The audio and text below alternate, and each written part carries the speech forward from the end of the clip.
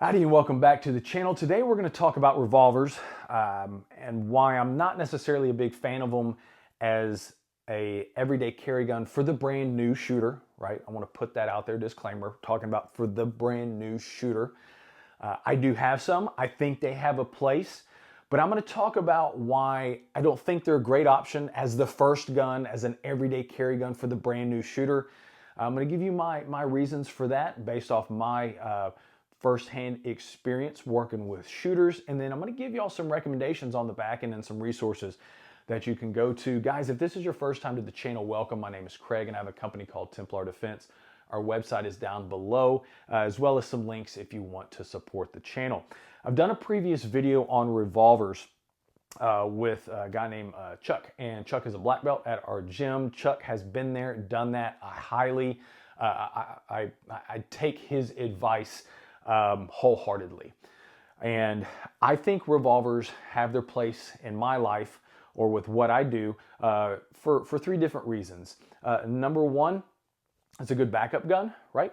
Number two, if you need a gun to carry deep concealed or in a non-permissive environment to where the ramifications of you getting found with that gun are very high, like you really need to conceal it, that's where I think like a small snub nose or a small J-frame, I think that's really where that comes into play. And then number third, when you're entangled gunfights, I don't have to worry about, if I've got a revolver, I don't have to worry about that slide coming out of battery if I'm wrestling with somebody on the ground and I need to use deadly force. With the semi-automatic, I've got to get that slide into battery.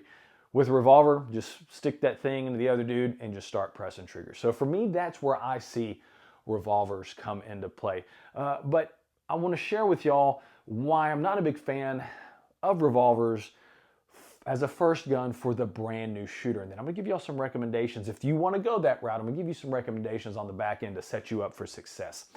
Number one, it is the length of the trigger press. One of the biggest things outside of grip that students have to learn is that trigger press, right? It is a patience issue. And with a semi-automatic striker fire trigger, they even had issues with that. Some people might call it a pre-ignition flinch.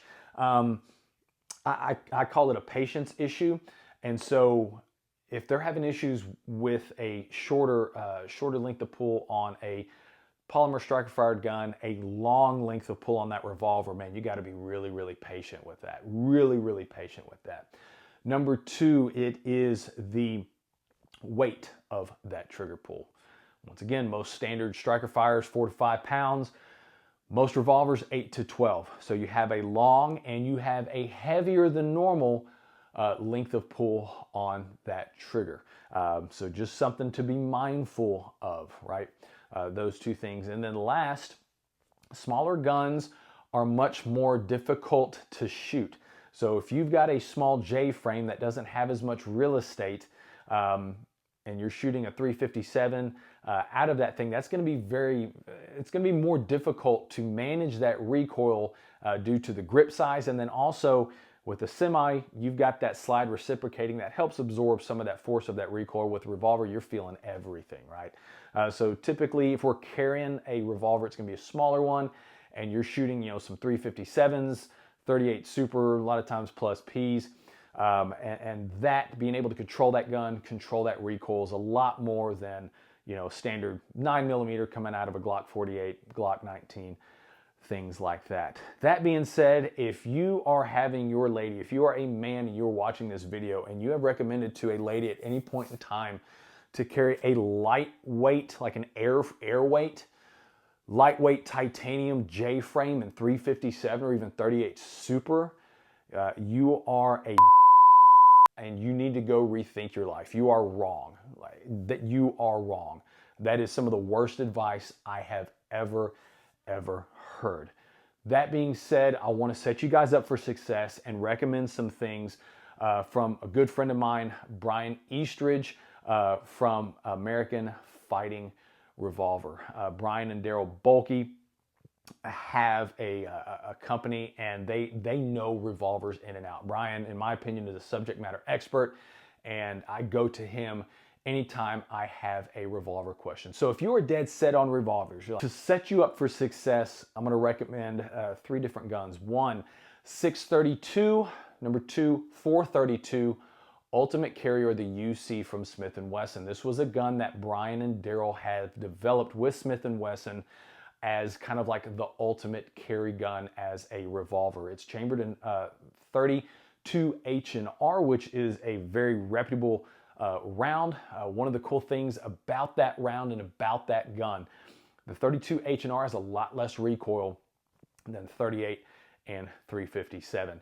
Number 2, what they've done with that trigger, they have cleaned it up to where that trigger press and pull is a lot cleaner and a lot nicer than most other J-frames or most other revolvers. And then also the grips that they put on there, I think they're VZ grips, really help you control that gun as small as it is. So the 632 and the 432 UC from Smith, options 1, options 2. Option 3 is the Ruger LCR. You can go with an 8-shot in 22 long rifle or jump up a little bit to a 22 mag that is a 6-shot gun. They've cleaned up that trigger.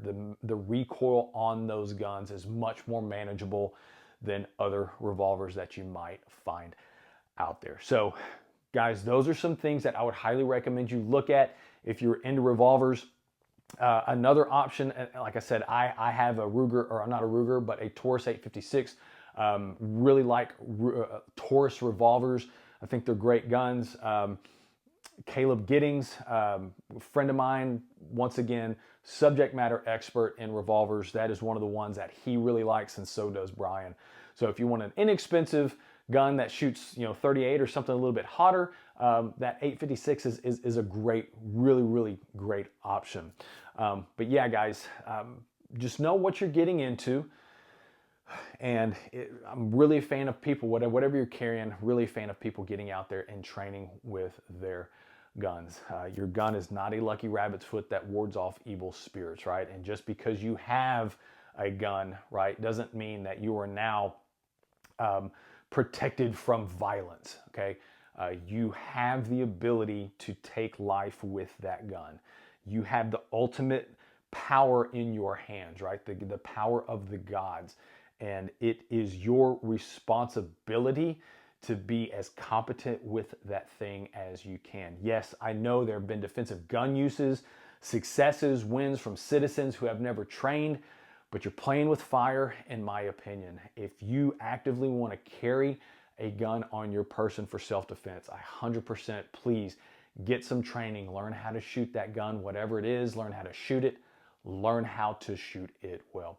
Guys, I'm hoping this video has been helpful for you and kind of giving you some options, letting you know what you're working with, right? Kind of want to set you guys up for success if you want to go certain routes, right? Because one size does not necessarily fit all.